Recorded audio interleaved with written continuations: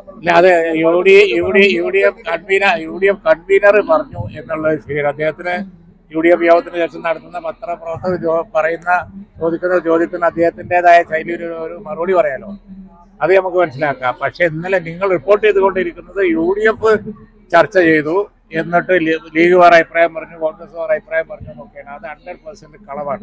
ലീഗിന്റെ അല്ല UDFന്റെ തന്നെ പറയാം. പിന്നെ രണ്ടാക്കേണ്ട ആവശ്യമില്ല. ആ റിപ്പോർട്ട് വെറുതെയാണ്. കാരണം ഇന്നലെ UDF PMC സംബന്ധിച്ച് യാതൊരുവിധ ചർച്ചയുണ്ടായില്ല.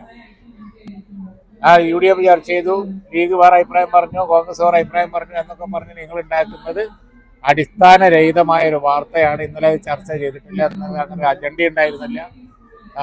ആ വിഷയം ചർച്ച ചെയ്തിട്ടേ ഇല്ല ഇന്നലെ. ഇപ്പോഴുള്ള പൊസിഷൻ എന്ന് പറയുന്നത് നേരത്തെ ഉള്ളത് തന്നെയാണ്.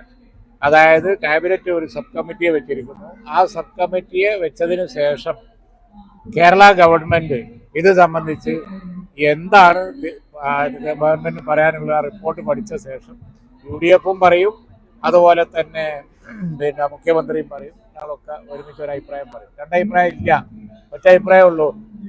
ഇടതുപക്ഷ ഗവൺമെന്റ് നടപ്പിലാക്കിയ ഒരു പദ്ധതി അവർക്കും അറിയാം, ഞങ്ങൾക്കും അറിയാം, നാട്ടുകാർക്കും അറിയാം, നിങ്ങൾക്കും അറിയാം. അതിന്റെ പ്രയാസങ്ങളും സാങ്കേതിക പ്രശ്നങ്ങളും അത് വളരെയധികം കോംപ്ലിക്കേറ്റഡ് ആക്കി നിൽക്കുകയാണ് എന്നുള്ളത് നിയമസഭയിൽ തന്നെ അവർ പറഞ്ഞതാണ്. എന്താണെന്ന് വെച്ച് കഴിഞ്ഞാൽ ഫണ്ട് കിട്ടാതാവും, അപ്പം ഞങ്ങൾ ഒപ്പിട്ടതാണ്. അതിന്റെ പറഞ്ഞതിന്റെ അർത്ഥം എന്താ? ഫണ്ട് കിട്ടാതാവുന്നത് കൊണ്ട് ഞങ്ങൾ ഒപ്പിട്ടതാണ്. ഒപ്പിട്ടു എന്നുള്ളത് അവരാണ് ഒപ്പിട്ടത്. ഞാൻ ഇന്ന് ഊരണം എങ്ങനെയാന്ന് സബ് കമ്മിറ്റി പറയണം. അതല്ല, കേരളത്തിൽ അവർ പറയുന്ന കണ്ടീഷൻസ് ഒന്നും പാലിക്കാതെ വല്ല മാർഗം ഉണ്ടോ എന്നുള്ളത് നോക്കണം. ഒരു നിലക്കും അവർ പറഞ്ഞ കണ്ടീഷനൊന്നും പാഠ്യപദ്ധതിയിലോ സ്കൂൾ സെലക്ഷനിലോ കേരളത്തിൽ നടപ്പാവാൻ പോകുന്നില്ല.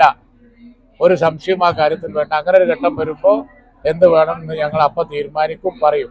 ഇപ്പൊ വന്നുകൊണ്ടിരിക്കുന്ന വാർത്ത 101% ഇല്ലാത്തതാണ്. അങ്ങനെ ഒരു സംഭവം, ഒരു ചർച്ച അവിടെ ഉണ്ടായി. ഞങ്ങൾ വേറെ അഭിപ്രായം പറഞ്ഞു, മറ്റു 100% ഇല്ലാത്ത വാർത്ത.